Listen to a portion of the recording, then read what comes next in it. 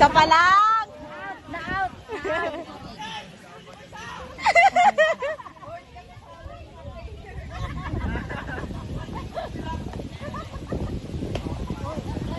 Strike 2.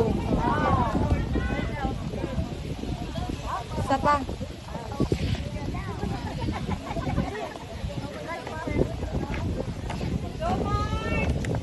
Ano yan? Gawin ako. Foul.